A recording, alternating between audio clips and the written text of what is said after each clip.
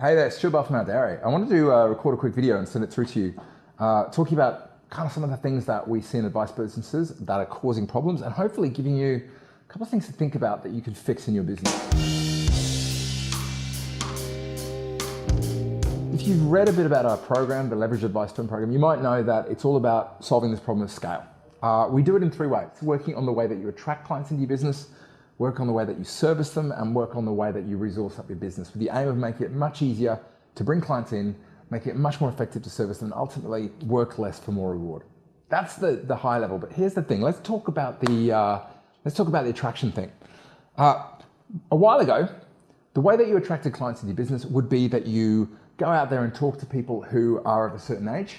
They would possibly get referred through by a trusted partner. They would sit in front of you. They'd ask you a bunch of questions. You'd give them a bunch of information, at which point they'd go, you know what, you kind of sound like you know what you're talking, and they'd move into getting advice from you. Often, this was paid maybe a small fee, or alternatively, there was a arrangement where they paid part of it, but ultimately it was financed out of funding that didn't come directly from their pocket. That's changed, and it's changed in a few different ways, but here's the one thing that if you nail this, it'll make the way you think about attracting clients much easier. And it's this. There's a great book by Kevin Davis called Slow Down, Sell Faster. And in it, he talks about this big idea that it's not sales process that matters, it's clients' buying process. I think we know this. There are 4 stages most clients go through when they buy something. Firstly, they wake up in the morning and realize they need something today they didn't need yesterday. If you as a business can understand what those triggers are, particularly for advice, you're ahead because you can market them. But most businesses, they don't understand the trigger. As a result, their marketing is passive. You with me so far? So once you realize there's a need, most people go into research mode. They go out there and they try to gather information, to try and diagnose what they might need to do, to try and find a solution. Now this is where the problem starts, because traditionally, that research piece was go and talk to a friend or go and talk to your accountant and get advice from a trusted partner.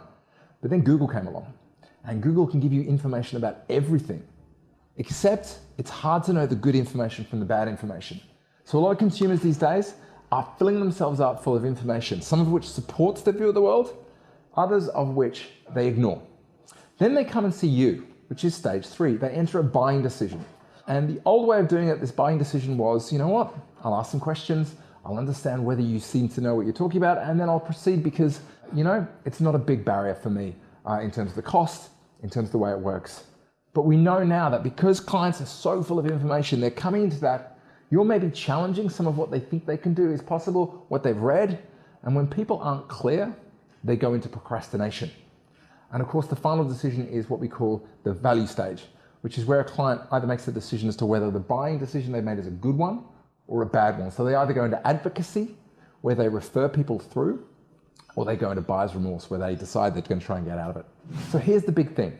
The internet, the online world, and a whole bunch of stuff to do with the availability of information has changed the way that consumers make decisions, particularly in the way that they research and the way they make buying decisions. The solution for advice businesses is you need to understand that we're in an information-rich world. And one of the things you need to do in that early stage of marketing is give people information which helps them move closer to want to engage with you rather than going straight to the sales process.